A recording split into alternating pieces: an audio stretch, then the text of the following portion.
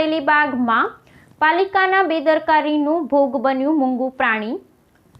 ખુલ્લા વાલ્વના ખાડામાં ઊંટનો પગ ફસાતા ભારે જહેમત બાદ બચાવ કરાયો। વડોદરા શહેરના કારેલીબાગ વિસ્તારમાં સ્થાનિક વહીવટી તંત્રની કહેવાતી આધુનિક કામગીરીનો એક અનોખો નમૂનો જોવા મળ્યો છે, જ્યાં રસ્તાની વચ્ચોવચ્ચ ખુલ્લા મુકાયેલા પાણીની લાઇનના છિદ્રમાં એક ઊંટનો પગ ફસાઈ જતા જીવદયા અને તંત્રની બેદરકારીનો હૃદયદ્રાવક છતાં વ્યંગાત્મક ઘટનાક્રમ સર્જાયો હતો। ઉનાળાની આકરી ગરમીમાં પાણીની શોધમાં હિજરત કરી રહેલા એક પશુપાલક પરિવારનું ઊંટ પસાર થઈ રહ્યું હતું, ત્યારે અચાનક પાલિકાની જળવાહિની ના લોખંડના આવરણ પાસેના જોખમી ખાડામાં તેનો પગ ગરકાવ થઈ ગયો હતો અને આ કદાવર પ્રાણી રસ્તા પર જ ફસડાઈ પડ્યું હતું। ગુજરાતી ભાષામાં ઊંટના 18 અંગ વાંકા એવા પ્રચલિત કહેવત છે, પરંતુ વડોદરા મહાનગરપાલિકાની ભ્રષ્ટ માળખાકીય સુવિધાઓને જોતા હવે આ કહેવત તંત્ર પર વધુ સચોટ બેસતી હોય તેવું પ્રતીત થાય છે।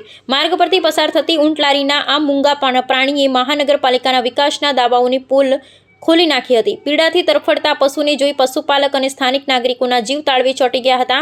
આખરે સ્થાનિકોની ભારે જહેમત અને કલાકોની જદોજહેદ બાદ ઊંટનો પગ બહાર કાઢવામાં સફળતા મળી હતી। આ સમગ્ર ઘટના બાદ ઘટના સ્થળે એકત્ર થયેલા જાગૃત નાગરિકોમાં સ્થાનિક વહીવટી તંત્રની ઘોર નિષ્ક્રિયતા પ્રત્યે ભારે આક્રોશ જોવા મળ્યો હતો। લોકોમાં એવો કટાક્ષ વહેતો થયો હતો કે ખરેખર તો ઊંટના નહીં પરંતુ પાલિકાના વહીવટના જ 18 અંગ વાંકા છે। માર્ગો પર યમદૂત બની ખુલ્લા રહેલા આવા જોખમી છિદ્રો અંગે તંત્ર ક્યારે જાગૃત થશે, એક મોટો પ્રશ્નાર્થ છે। જો એક વિશાળકાય પ્રાણી આટલી હદે ફસાઈ શકતું હોય તો રાત્રિના અંધકારમાં રાહદારીઓની શી દશા થાય તે બાબત વહીવટી તંત્રની કાર્યપ્રણાલી પર ગંભીર સવાલો ઊભા કરે છે।